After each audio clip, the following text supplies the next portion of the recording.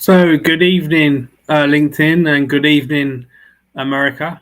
Um, I hope you're doing well. I know it's Friday, but I really wanted to get this conversation in because obviously generative AI is a very hot topic at the moment, and I'm trying to lead some parts of the conversation and get as much intelligence as possible so I can feed you some good insights.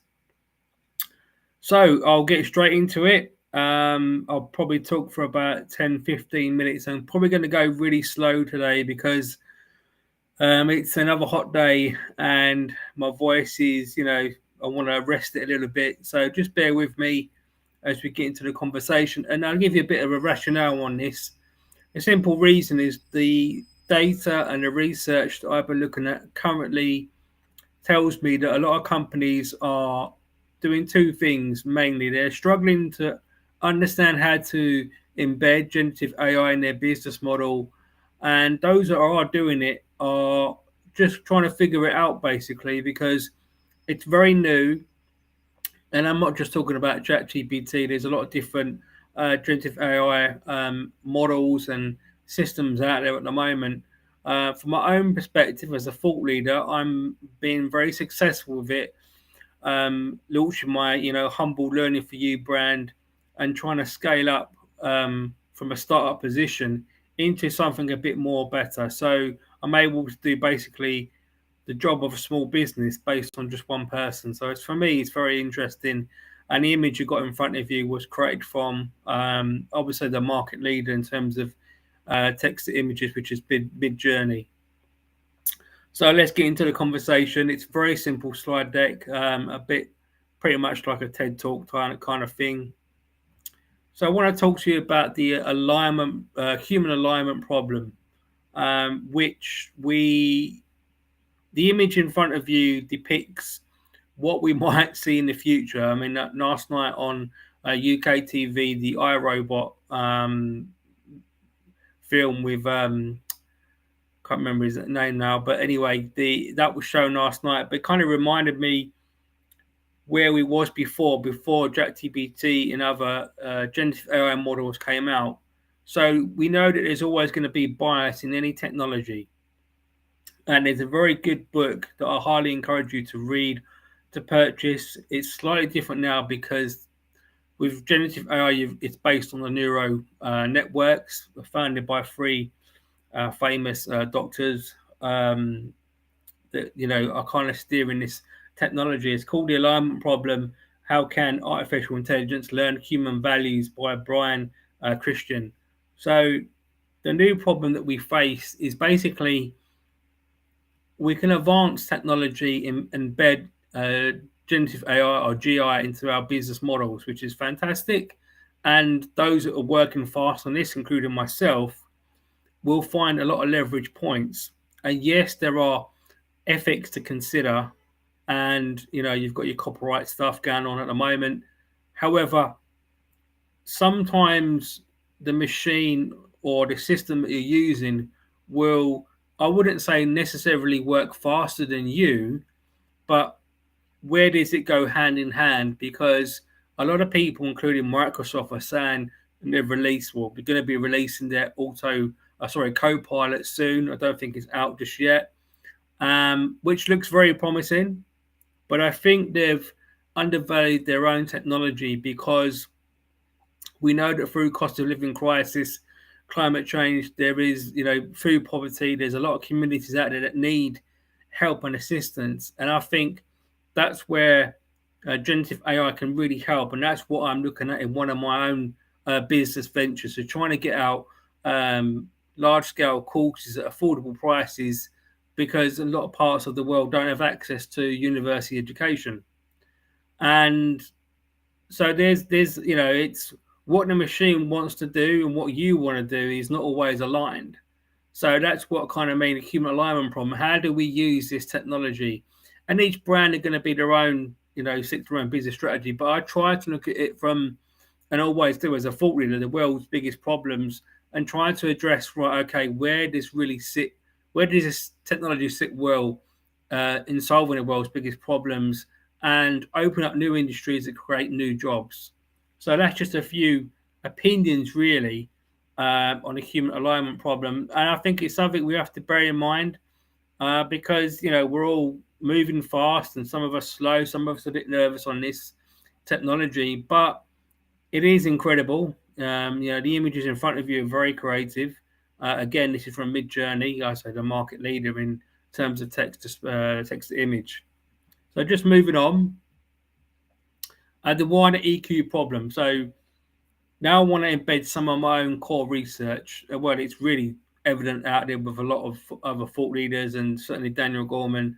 For many years now, we're not really aligned well with understanding who we are at work.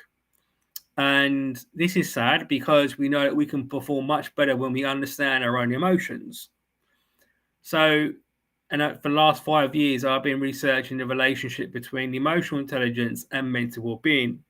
So, understanding what makes us tick, specifically in my own personal life, as well as looking how to kind of, teach other people. Being a former teacher, I struggled at best sometimes to get to my students to do things not that I want to do, but to get them to lower their anxiety, because we all have anxiety.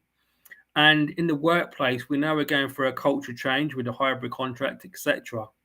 But are we really, understanding who we are in life, or are we still going back to the GP and getting prescribed antidepressants? Now, I talk about this with generative AI because I think coming up, what you're going to see is all this fantastic technology, and which is great, some of the best kit on the market where you can scale up resources very fast. But if your emotional intelligence is not in queue or aligned with your own feelings, then there's going to be a mismatch, because you need good people, as always, to perform well, whatever technology that is. So I still think there's a lot of work to be done around the emotional intelligence problem in the workplace, at least, because these images in front of you depict, and I haven't chosen all male by purpose, by the way. I was doing this at speed, so my apologies for not including females as well. But we're all in this together, and we have to understand more. And this is where my research and other leaders around the world, an empathetic leader is so important in any business, whether you're a startup or a large organization. But the problem is, a fundamental human flaw is that, where certainly generative AI is much better, is that we can't always fix our own problems because everybody's not taught the same level, and we all cope differently. So it's very hard to have a universal program around this area. But the more we talk about it and just put our arms around each other and have more empathy, which is the number one leadership skill, then we're going to try to address the wider emotional intelligence. In simple form, I would say that we still don't know enough. We don't know enough about our own emotions, so we can better use technology. And I think that's important, bearing in mind the scale and the capability of generative AI. So moving on. Well, my final piece, really. So this picture in front of you, it kind of it doesn't depict what the Terminator does, but this is an image of a robot working with a human.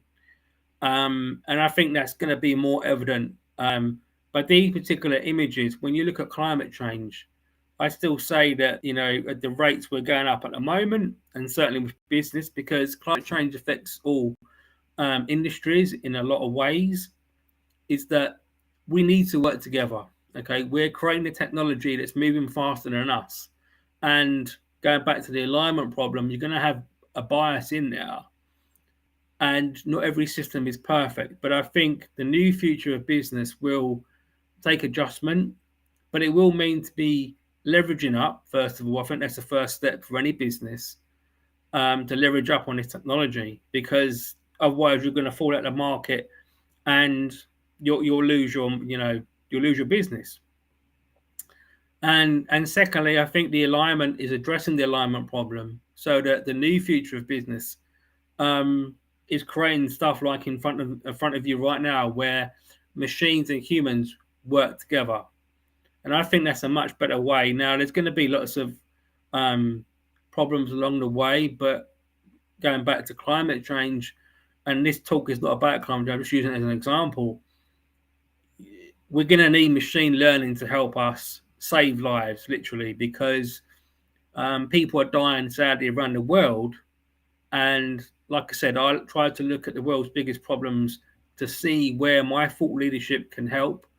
And certainly with generative AI and AI itself, we need to let the machines and teach them, but then let us teach us as well how to best use. And they're all making breakthroughs in science, etc. But climate change affects everybody, so it's just an example I've used. But anyway, as I close off this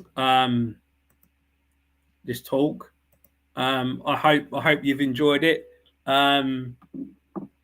Those of you that want to read the article behind me, it is a real article. It's on my News for You brand, which is a ChatGPT news. Basically, where I've been experimenting for last, since ChatGPT's been launched. News for You is not a new brand; it's quite old, but I'm experimenting with using articles generated, which I do every day. But this is just something that I wanted to just use, because sometimes when you're doing a lot of research, you don't have time. And I think with productivity, that's where I think Microsoft have got a lot of leverage. They invest heavily in productivity. That's what they do. So the Copilot will work in that sense, but I don't know whether they've really realized what they've got per se, because are they going into new markets? I don't know. So that's for you to work out. But also, if you do, those folks who want the ebook, there's a big ebook coming out tomorrow on my LinkedIn post. I'm hoping to get it out tomorrow. It looks very vast, and it covers a lot of industries. Very impressed by this software that I'm using. So that's it for me. I hope you enjoyed this talk. And any questions, just direct message me, contact me. You want to connect with me and follow my research, and by all means. But anyway, thank you so much. Bless you guys. Take care. Have a great weekend.